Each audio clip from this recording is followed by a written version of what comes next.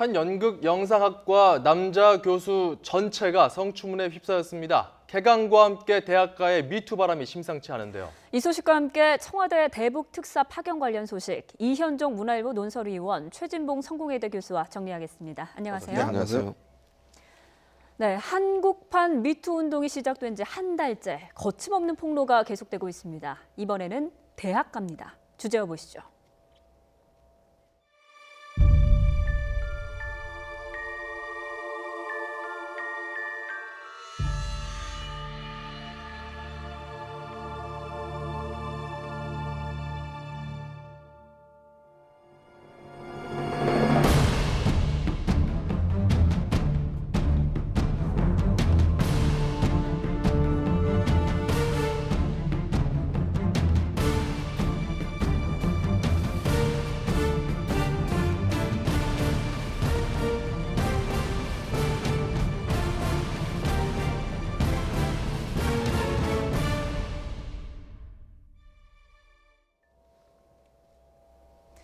네, 중견 배우 최용민 씨의 성추행 사실이 드러나서 논란이 됐던 명지 전문대. 이번에는 연영과에 있는 남성 교수 전원이 성추행에 연루됐다고 그래요. 이게 무슨 일입니까? 상당히 충격적인 뉴스 같습니다. 예. 사실 대학가가 그동안 간간히 이런 성추행 사건이 있긴 있었습니다만은 상당히 이번 같은 경우는 한 학과에 있는 남성 교수 전체가 연루된 것은 굉장히 드문 일이 아니겠습니까? 그러니까요. 특히 이제 연극 영화 같은 경우는 요즘 연극 영화 방송 이런 과 같은 경우는 젊은 층들이 상당히 선호하는 과거든요. 근데 이제 여전히 이게 또 교육 방식이 보면 상당히 도제식 교육 방식이 이제 돼 있고 하기 때문에 그동안 이런 문제들이 좀 쉬쉬하고 덮어져 왔던 측면들이 있는 것 같습니다. 네. 사실 이번에 이제 미투 운동을 계기로 해서 이제 전면적으로 좀 폭로가 시작된 것 같고 사실 이제 이걸 보면서 과연 여기만 이렇겠는가 이런 데 대한 또 의문들이 많이 있는 것 같아요. 네. 사실 대학가라는 게 앞으로 아마 상당히 폭발성도 있고 상당히 광범위하다는 측면에서 이번에 대학가로 옮겨붙은 미투 운동은 심상치 않은 것 같습니다. 예, 지금 이제 3월 2일 평일이잖아요. 예, 개강을 그렇죠. 했습니다. 예.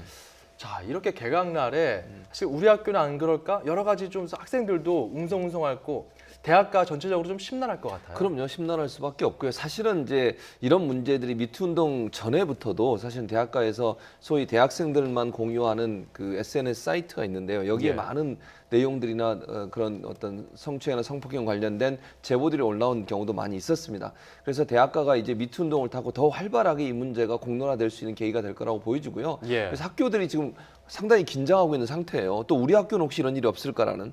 지금 현재는 그리고 이제 권력 관계에 있어서 예컨대 교수가 학생들을 대상으로 성추행, 성폭행한 것만 드러났지만 학교 내 학생들 사이에도 이런 문제가 많아요. 예. 선후배 사이에도 그런 문제가 많고 그래서 그런 문제들이 이제 한두 개씩 이렇게 나오다 보면 그게 이제 분물 터지듯이 터져 나오게 되거든요. 예. 그러면 이제 학교가 상당히 어수선한, 그러니까 개강은 했지만 사실 학교 전체가 이 문제를 가지고 또 홍역을 치러야 되는 상황이 될 수 있을 것 같은데 예. 그럼에도 불구하고 이런 문제가 있다고 하면 학교가 적극적으로 나서서 이 문제를 처리하려는 노력을 해야 된다고 생각을 하고요. 네. 피해자들을 보호해서 2차, 3차 피해가 하지 않도록 하는 노력이 학교 당국으로부터 있어져야 된다 이런 생각이 듭니다. 예. 네, 그러니까 학과장 되시는 분은 일단 여성이라고 하니까요. 그 말고는 거의 다 전멸을 한 건데 이런 일이 생길 때까지 대학 쪽에서는 몰랐는지 책임론이 피할 수 없다 이런 지적도 나왔습니다. 그렇죠. 이렇게 골마 터질 때까지 사실은 아무렇게도 내부에서 문제가 되지 않았다는 것들이 사실 좀 의아한 측면이 있습니다. 네. 왜냐하면 학교 내에서 과연 그러면 이 감시 시스템이 어떻게 되어 있는 건지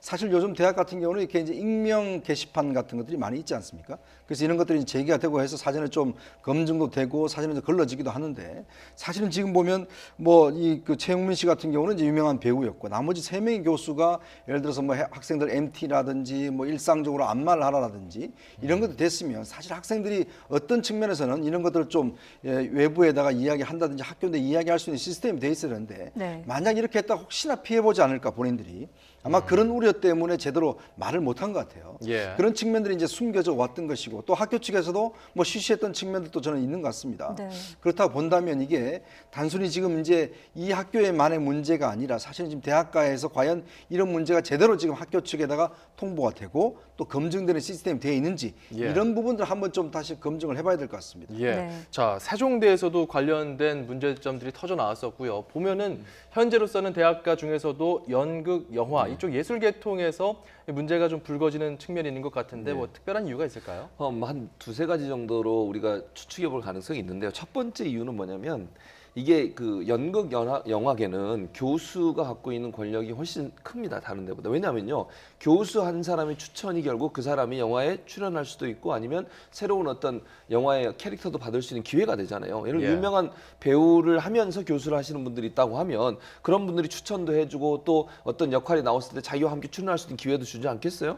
그렇다면 교수 권력이라고 하는 것이 일반적으로 학문적인 것을 가르치는 것보다 훨씬 더 크게 영향을 미칠 가능성이 있다. 그게 첫 번째 이유라고 볼 수 있고 두 번째는 연극 영화 쪽은 공동 제작을 하는 경우가 많아요. 그러니까 공동으로 작업을 하는 경우죠. 여러 명이서요. 그렇죠. 예를 들면 연극 프로그램을 만든다거나 하면 연극에 연출을 한다거나 이랬을 때는 한두 명이 연극을 하는 거 아니잖아요. 그러다 보면 함께 일하는 시간이 많고 또 준비하는 과정에 보면 시간 늦게까지 함께 있는 경우가 많아요. 그러다 보니까 교수와 학생들의 접촉면이 더 많아지는 거죠. 그러니까 일반적인 학과 같은 경우에는 그냥 수업하고 대체적으로 헤어지고 다시 수업하고 이런 과정을 겪지만 연극 영화계 같은 경우는 수업 자체가 신체 접촉도 좀 많고 또 연기 지도라는 명목으로 해서 일정 부분 또 신체를 접촉할 수 있는 기회도 많고 이런 여러 가지 이유들 때문에 어찌 보면 남성 교수들이 뭐 그런 일들에 대해서 좀 무감각해진 것도 아니냐 이런 생각도 들고 또 하나는 본인들이 연예계에서 겪었던 여러 가지 경험들을 학교 와서 그대로 되풀이하면서 학교 내에 있는 학생들이 받아들일 수 없는 정도의 성추행이나 성폭행도 일어날 가능성이 있다. 그런 예술계에 종사하는 분들의 독특한 어떤 이런 어떤 뭐 스타일이라고 할 수도 있고요. 시스템들이 결국은 학교에도 그대로 전이 되면서 이 예술계 쪽에 이런 문제가 더 많이 불거진 게 아닌가 이런 생각이 듭니다. 네, 또 그런가 하면 지난달에 성추행 의혹이 불거졌었죠. 대중음악인 남궁연 씨. 의혹을 일단 전면 부인했는데 추가 폭로가 또 나왔습니다. 네, 일단 남궁현 씨 같은 경우는 뭐 대중음악가이면서 이제 드러머죠. 그런데 지금 이제 한 사이트에 과거에 이제 성추행을 당했다라는 이야기가 익명으로 니은기역 이응 이렇게 올라와서 이게 이제 남궁현 씨로 거의 특정이 되는 그런 상황 같습니다.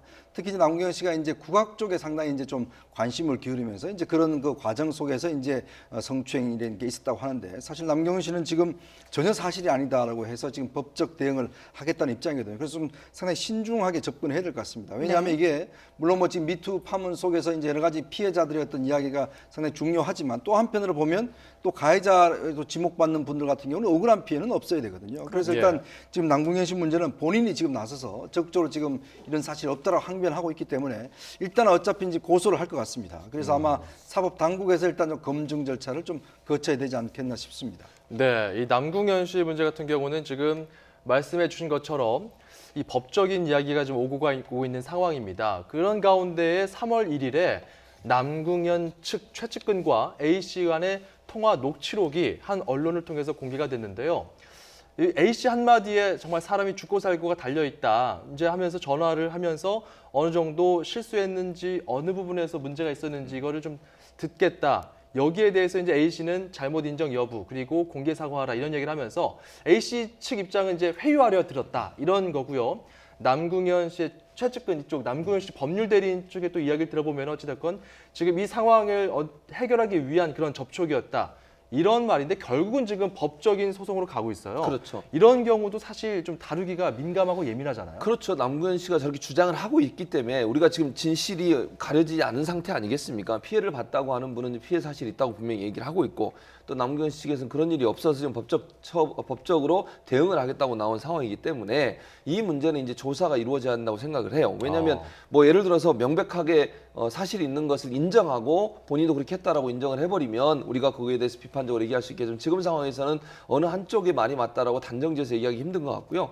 다만 이제 피해자가 피해가 있다고 얘기를 하고 있으니 경찰이나 검찰이 이 부분에 대해서 조사를 해야 된다고 저는 생각을 하고 남궁현 씨 입장이 만약에 이제 이게 사실이 아니라고 하면 본인은 억울할 수 있겠죠. 그래서 사실 법적 대응과 지금 전화를 두 가지를 함께한 이유는 제가 만약 남궁현 씨 이 사실 남궁현 씨 주장처럼 사실이 아니라는 전제안에 말씀을 드리면 일단 유명인은요 법적인 어떤 대응하기 전에 사회적으로 문제가 되고 이슈가 되는 순간 엄청난 피해를 볼 수밖에 없어요.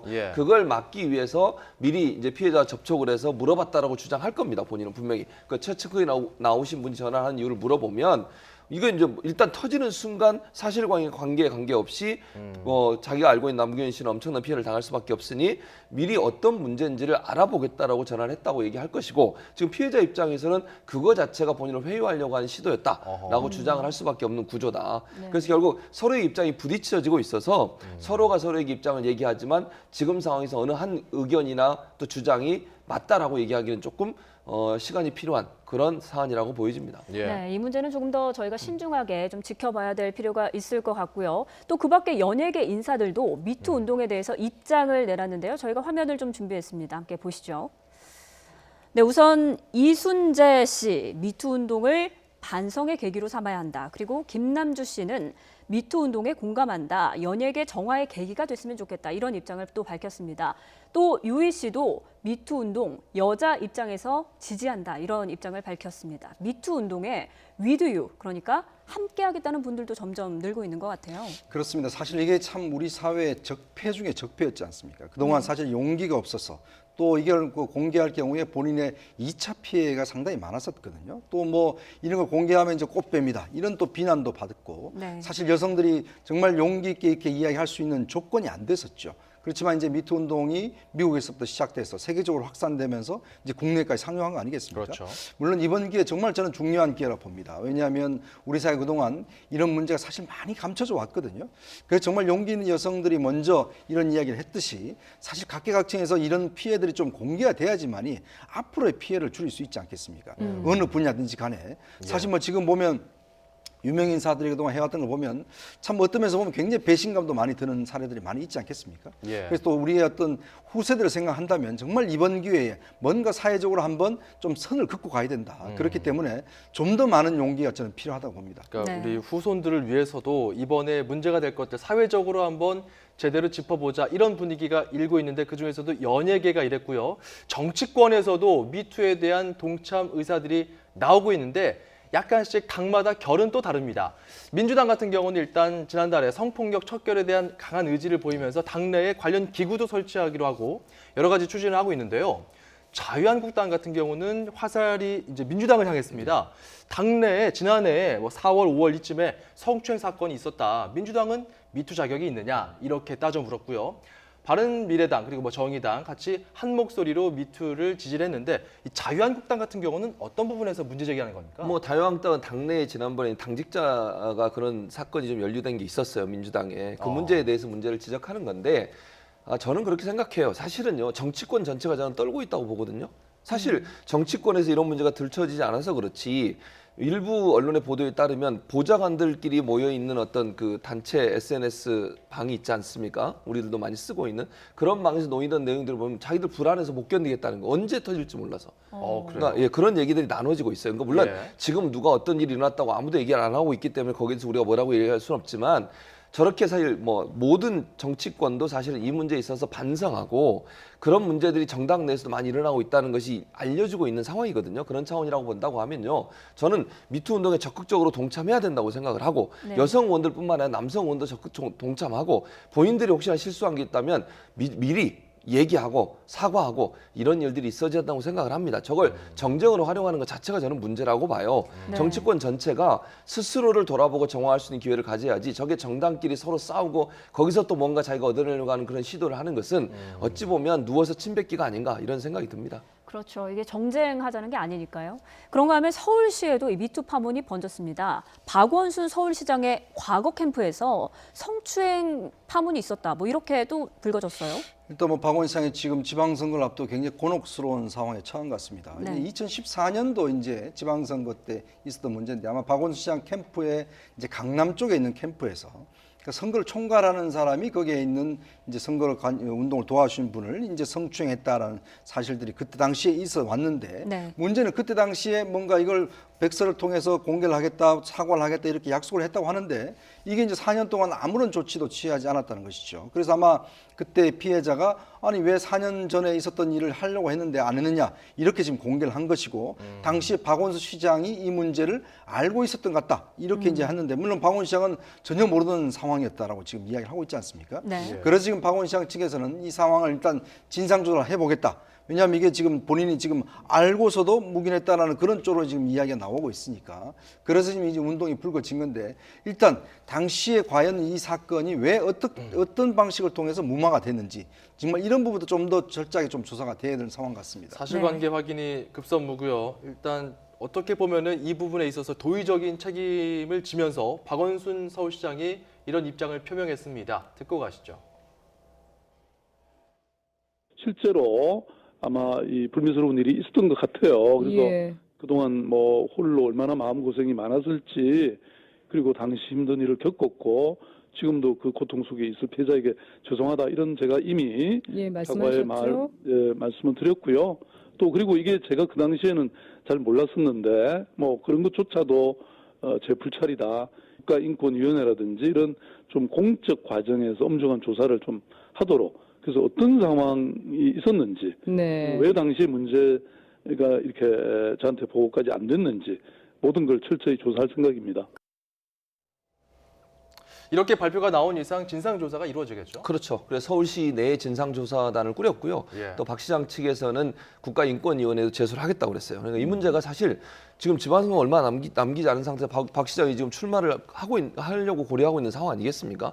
이게 만약 제대로 해결이 안 되고 넘어가면요. 이건 지방선거에 엄청난 파괴력을 가진 요소가 될 수밖에 없어요. 근데 너무 예전 일인데 이게 진상조사가 제대로 이루어질까요? 그러니까 그 문제는 이제 이렇게 볼 수 있을 것 같아요. 그 여성이 뭐라고 지금 얘기를 하고 있냐면 예. 본인이 만난 사람은 변호사라고 그래요. 그러니까 변호사가 자기를 찾아와서 만났는데 그때 박원순 시장한테 얘기를 했고 박원순 시장이 선거가 끝나고 나면 명확하게 본인 입장, 사과 입장을 밝힐 것이다라고 얘기를 했다는 거예요. 근데 이제 문제는 박원순 시장은 그런 사실을 몰랐다는 거 아니겠습니까? 그럼 예. 결국 이 변호사가 왜 그런 얘기를 했는지 또 실제 그걸 보고 안 하고 그냥 그 얘기를 한 건지 아니면 얘기를 하고 나서 한 건지 이 문제는 이 변호사에 대한 조사를 해보면 예. 진술을 들어보면 제가 볼 때는 나올 것 같아요. 알겠습니다. 그리고 이제 이런 건 우리가 좀 봐야 될 것 같아요. 선거 기간에 엄청나게 바쁘게 돌아가잖아요. 그 상황에서 모든 것을 다 그러면 후보가 다 알 수 있을 거냐 하는 부분들은 좀 이제 그것도 의문이 되는 부분이 있어요. 그래서 진상조사를 하는 게 첫째로 중요하다고 생각을 합니다. 네. 정말 박원순 시장이 몰랐다고 하면 왜 이게 시장까지 보고가 안 된 것인지 그럼 누구까지 알았고 어느 선식을 처리를 했는지 그리고 사후에라도 시장한테 얘기해서 이 문제를 해결해야 될 텐데 그걸 해결하지 않았다고 하면 중간에서 무모한 사람이 누군지 이런 부분을 밝혀내서 국민들 앞에 이 문제를 해결해 줘야 박원순 시장 입장에서는 본인의 어떤 그 삼선 가도에 문제가 없지 만약 이 문제를 제대로 해결하지 않고 가면 상당히 큰 어려움에 봉착할 가능성이 있습니다. 일단 네. 무엇보다도 이 피해자 중심으로 이 사태가 어떻게 또 해결되고 수습되는지 시 차원에서도 좀 많이 심혈을 기울일 것 같습니다. 다음 주제 넘어가 보죠. 이제 문재인 대통령과 트럼프 대통령이 지난밤 전화 통화를 했습니다. 대북 특사 파견하겠다 이런 얘기도 전달했다고 하는데요. 관련 주제로 넘어가 보죠. 저희가 평양을 가든 곧될 시간을 갖도록 하겠습니다. 저희 간절한 부탁이 실현되도록 노력을 기울여 주시기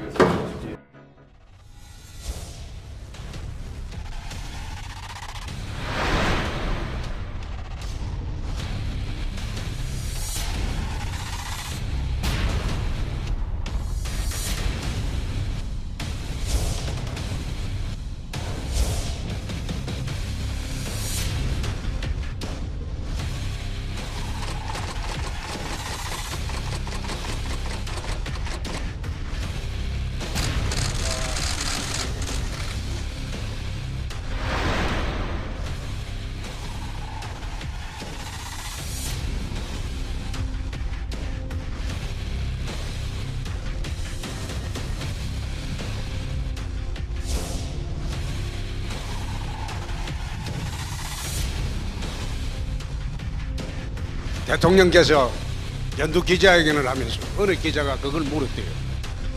영수회담 안 합니까? 대답을 안 해요. 영수회담 하면요 나를 못 당하거든.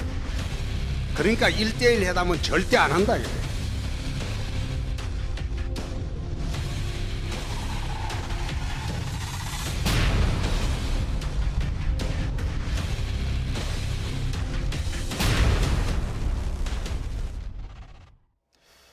네, 일단 뭐 대북 특사 파견 시점 그리고 여야 영수회담 청와대에서 만나는 이 당 대표 간의 이 회담도 다음 주쯤으로 지금 점쳐지고 있는데 홍준표 대표가 이제 세 번째, 과연 이번에도 불참할 것인가? 여기에도 좀 많이 관심이 쏠리고 있고요. 이 문제는 좀 잠시 후에 짚어보도록 하고 일단 이 대북 특사 카드로 누가 거론되느냐 여기에는 상당히 좀 좁혀져 있는 것 같아요. 네, 그렇습니다. 사실 이번 대북 특사는 지금 일단 김영철 그 총정찰국장까지 와서 사실 이제 우리 측과 면담을 했기 때문에 사실 우리 대북 특사의 중요한 임무는 바로 김정은 위원장의 이야기를 듣는 겁니다. 사실 예. 그거 아니면 사실 의미가 없는 상황이거든요. 네. 자, 그렇다고 한다면 제가 볼 때는 우리 정부에서 물론 이제 뭐 대통령의 의지를 전달할 수 있는 사람 뭐 이게 중요하겠지만 일단 우리가 통일부가 있지 않습니까? 예. 통일부의 역할 자체가 바로 이제 북한과 상대하는 공식적인 창구 아니겠습니까? 예. 그렇지 일부에서는 이제 서훈 국정원장 이야기가 많이 나오는데 예. 저는 이제 서훈 국정원장은 좀 부적합하다 봅니다. 왜냐하면 그래요?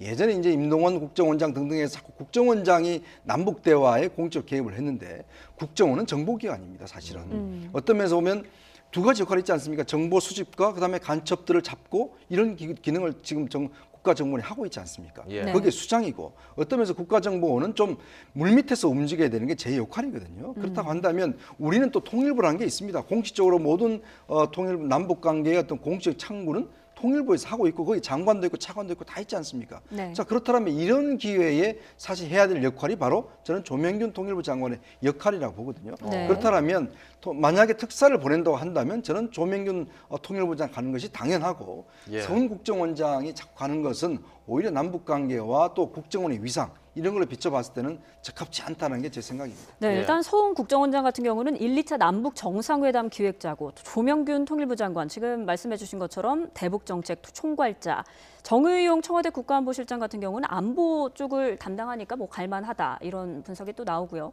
임종석 대통령 비서실장, 김여정 특사와 비슷한 무게감이라면 이 정도가 적합하지 않을까 해서 이야기가 나오는데 그렇죠. 교수님 의견도 들어봐야 될 것 같아요. 저는 뭐 누가 가든 저는 뭐 상관없다고 보는데 이게 중요한 거는 이제 물론 그분이 어떤 일을 하느냐도 중요하지만 사실 우리 정부가 입장을 갖고 있는 것을 잘 전달하고 또 김정은이 정말 비핵화의 의지가 있는지 하는 부분을 보러 가는 거잖아요. 김정은을 직접 만나서 대화를 들어보고 정말 김정은이 비핵화나 미사일 개발에 대해서 뭔가 진전된 변화를 얘기할 수 있을까?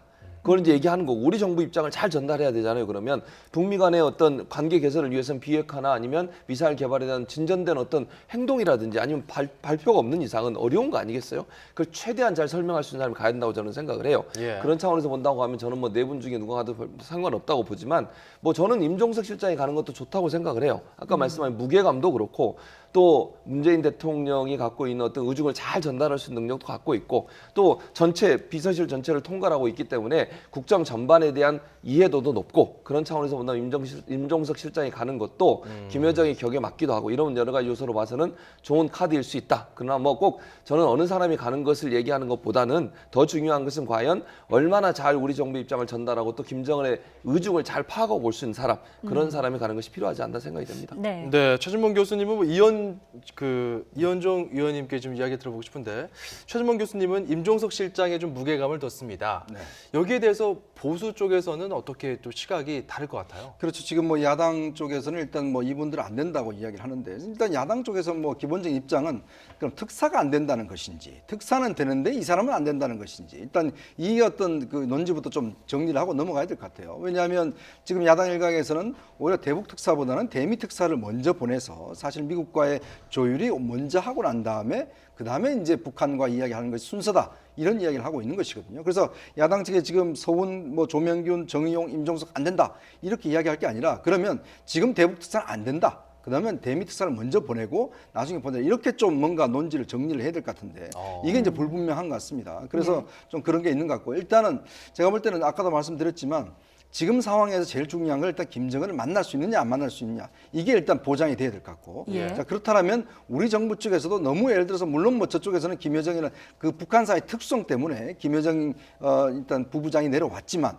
그러나 우리는 일단 정부가 공식적 기구가 있습니다. 자, 그렇기 때문에 우리는 정부 공식 기구에 따라서 대응을 하면 되는 것이거든요. 너무 예를 들어서 과도하게 특사를라는 것들이 뭐 예를 들어서 측근이나 이런 걸 보낼 경우에는 또 한편에 보내서 보면 과거의 실수를 또 답보할 수도 있는 상황이 되기 때문에 그래서 저는 일단 통일부를 창구로 해서 일단 그쪽으로 공적으로 하는 것들이 나중에라도 이 문제가 다시 문제가 되는 소지를 좀 줄일 수 있지 않나 싶습니다. 예. 네, 뭐 어쨌든 어느 분의 전망이 맞을지는 다음 주쯤 되면 윤곽이 좀 나올 것 같고요. 그렇다면 언제 가겠습니까? 대체적으로 저는 그러니까 패럴림픽이 시작하기 전에 가는 게 좋지 않을까 하는 생각은 들어요. 왜냐하면 이제 사실 이제 거기서 논의되는 과정이 여러 가지 영향을 미칠 수 있지 않겠습니까? 한미 군사훈련 같은 경우도 사실은 이 회담이 어떻게 되느냐에 따라 또는 특사가 파견돼서 북한이 어떤 태도를 보이느냐에 따라서 영향을 받을 가능성이 있지 않아요? 예. 물론 지금은 이제 해야 되는 걸로 원칙으로 삼고 있는 거죠. 그러나 뭐 기관이라든지 아니면 뭐 규모라든지 이런 부분들에 영향을 미칠 가능성이 있기 때문에 우리 정부 입장에서는 가능한 한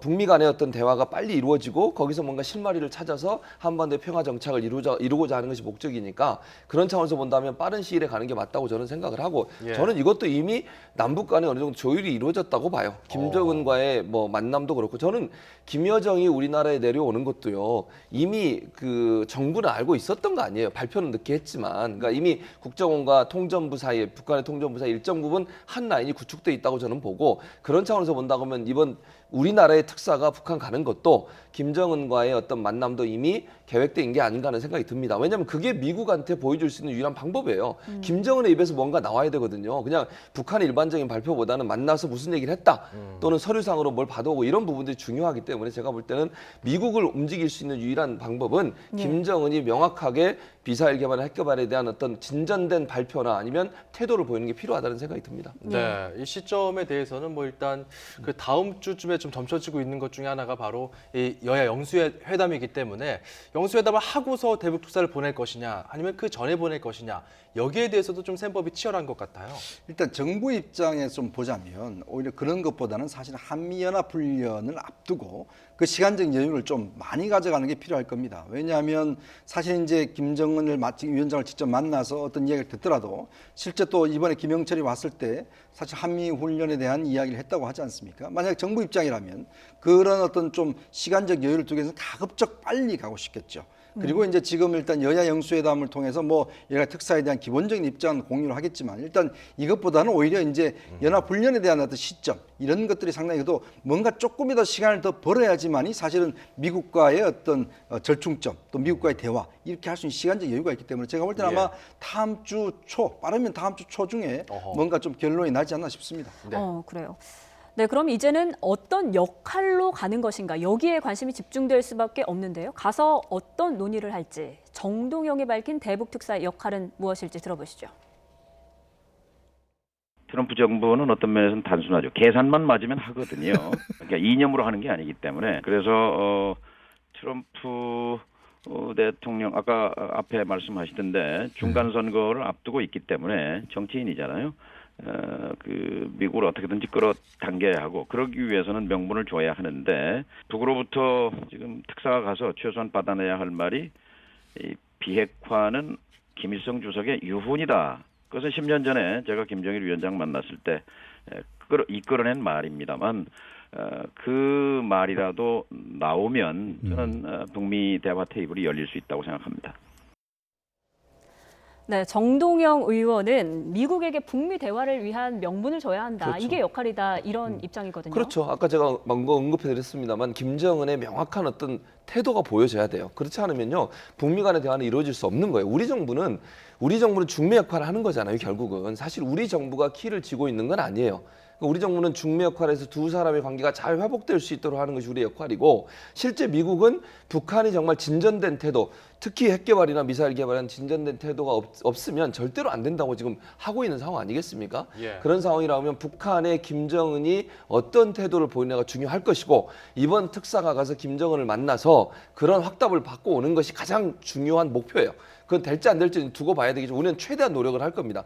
김정은을 설득할 것이고요. 북한을 설득해서 지금의 이런 제재를 풀 수 있는 유일한 방법은 북미 간의 대화고 그 북미 간의 대화의 선제 조건은 비핵화나 아니면 핵 개발 비핵화나 아니면 미사일 개발 이 두 가지에 대한 진전된 어떤 입장 표명이나 아니면 태도 변화 이게 필요하니 그 부분을 인식하고 거기에 대한 태도를 분명히 밝혀달라고 요구를 할 것이고 예. 그걸 가지고 오는 것이 특사의 가장 중요한 임무 중에 하나죠. 예. 자, 지금 뭐 정동영 의원 나왔으니까요. 다른 정치인들은 어떤 또 입장을 밝혔는지 들어보겠습니다. 대북 특사 파견과 관련해서 여야 정치권에서는 또 각양각색의 목소리가 나왔는데요. 아까 이현조 위원님께서 분석해 주신 목소리도 나왔네요. 한번 들어보시겠습니다. 평창 올림픽을 계기로 조성된 한반도 평화 분위기를 지속 강화시키는 대단히 시의적절한 조치라 하겠습니다. 우리 정부는 살얼음 판을 걷는 심정으로 북한과 미국과 북한 사이에 쌓여있는 불신과 긴장의 벽을 걷어내야 할 것입니다.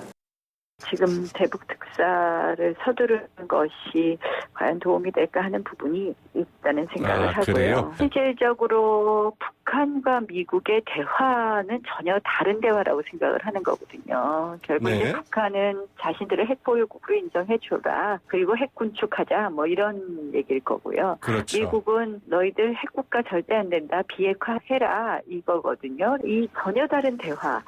이게 과연 가능할까라는 생각을 하고요. 대북 특사를 조만간 파견한다고 했는데 대북 특사 이전에 대미 특사를 워싱턴에 파견하든지 문재인 대통령께서 직접 트럼프 대통령을 만나든지 한미 동맹의 긴밀한 조율과 공조가 우선임을 분명히 합니다. 한미 연합훈련은 패럴림픽이 끝난 후에 규모가 축소되거나 재연기되는 일이 없이 당초 예정대로 실시되어야 합니다. 네, 지금 보신 유승민 그 대표 같은 경우가 이제 이현정 의원 분석처럼 네. 북미 특사부터 보내라, 대미 특사부터 보내라 그렇죠. 이런 입장이고요. 자유한국당에서는 어떤 실질적인 효력이 없다, 실효성이 없다는 거고 민주당에서는 어찌됐건 큰 성과를 기대한다는 입장인데요. 네. 각 당별로는 이렇게 분석이 나오는데 어떻게 보셨어요? 그렇습니다. 지금 상황을 보면 지금 아까 이제 중매라는 말씀하셨는데 예. 우리가 중매자는 보면 양쪽에 좀 중립적인 위치에 있지 않습니까? 근데 지금 우리가 북한과의 관계를 놓고 봤을 때 한국이 과연 중립적인가? 그건 아니라고 보거든요. 결국 미국과 한국 한 팀입니다. 한 팀이 이뤄서 역할 분담하는 것이지 실질적으로 이제 우리가 중립적이다 이렇게 접근해서 안 된다는 것이거든요. 네. 자, 그렇다고 한다면 지금 미국과 우리는 정말 철저히 어떤 면에서 보면 역할을 분담해서 같이 걸어가야 되는데 지금 어제 트럼프 대통령과 우리 그 문재인 대통령의 통화 내용을 보면 서로 강조점이 많이 다릅니다. 네. 네. 우리는 남북 대화, 즉 남북 정상회담 쪽에 많은 초점을 맞춘 반면에 지금 미국은 사실 비핵화 쪽에 비핵화 문제를 굉장히 강하게 이야기를 하고 있거든요. 그건 뭐냐면 그동안에 우리가 두 차례 걸친 정상회담을 했지만 이 비핵화가 사실은 성과가 보지 못했지 않습니까? 그렇지만 이번에는 좀 달라야 된다. 이런 것이 이제 미국의 입장이고 또 우리도 그렇게 돼야 되고 그런 측면을 봤을 때는 트럼프 대통령 입장에서 봤을 때는 뭔가 접근 방법이 달라야 된다는 것이죠. 그래서 너무 예를 들어서 이번에 특사 가서 덜컥 남북 정상회담 날짜를 잡아온다든지 함께 될 경우에는 사실은 남북 관계의 어떤 비핵화의 성과를 과연 기대할 수 있을 것인가 이런 우려들을 하고 있는 것이거든요. 그래서 결국 중요한 게 뭐냐면 이번에 그 특사의 핵심은 바로 비핵화에 있다. 네. 정상회담 성과가 있지 않다. 이런 것들을 좀 강조해서 보라는 것이 바로 야당의 주문인 것 같습니다. 네, 네. 북한과 미국 치열한 삿바 싸움 가운데서 우리 정부의 역할이 중요해지고 있는데 이런 예. 가운데 앞서 두 차례 여야 영수회담에 참석하지 않았던 홍준표 대표 이번에는 초대에 응하기는 했는데 뭔가 조건을 걸었다고 합니다. 들어보시죠. 여태 우리 당의 입장은 대통령이 여야 대표들을 불러놓고 일방적으로 통보하는 형식의 그런 회동은 대국민을 상대로 한 정치적 쇼에 불과하기 때문에 우리가 응할 수 없다 쭉 그래왔는데 안보의 위중함을 우리가 알고 있기 때문에 안보 문제 국한하고 실질적 논의가 보장이 되고 원내 교섭단체만 불러서 대통령과 회담을 한다면 다자 회동이라도 수용할 용의가 있다.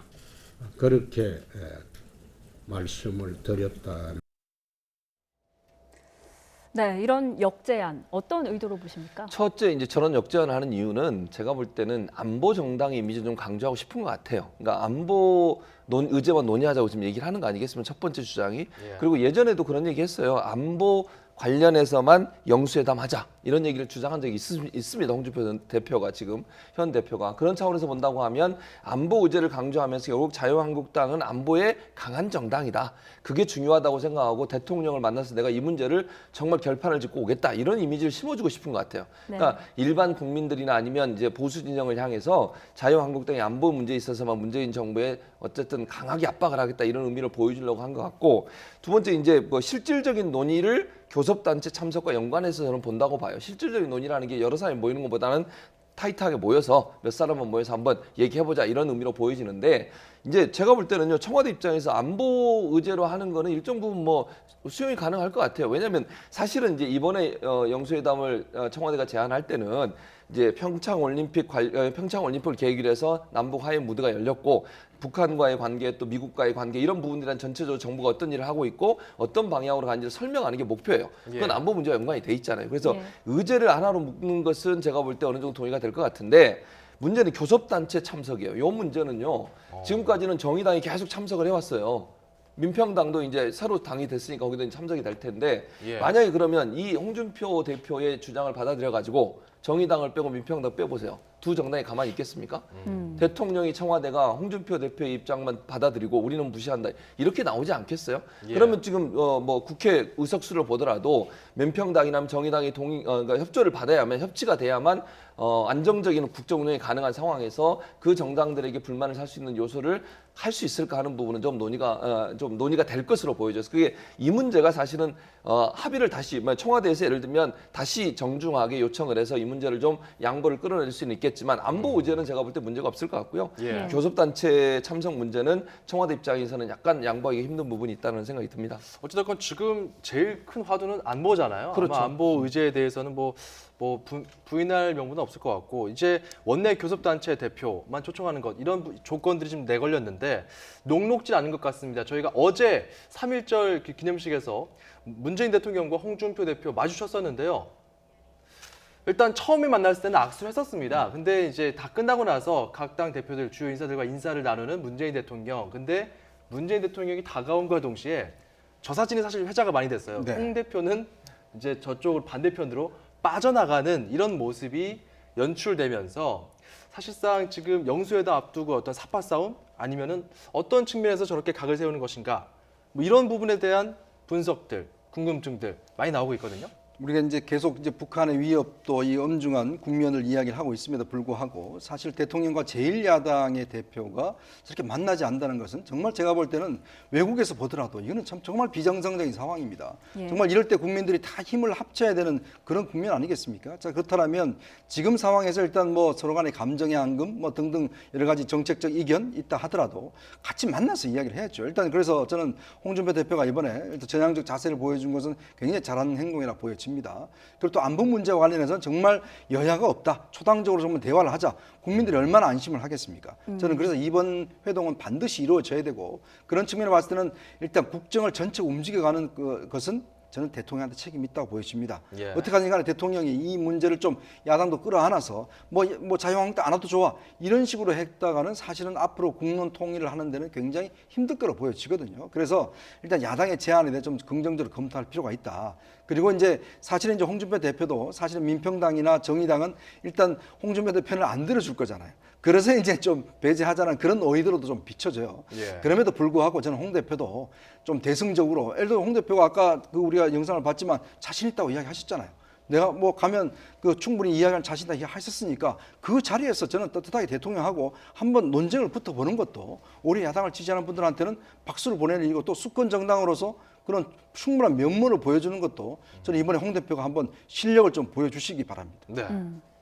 자, 오늘 주요 내용들 여기서 좀 정리하도록 하겠습니다. 이현종 문화일보 논설위원, 최진봉 성공회대 교수였습니다. 고맙습니다.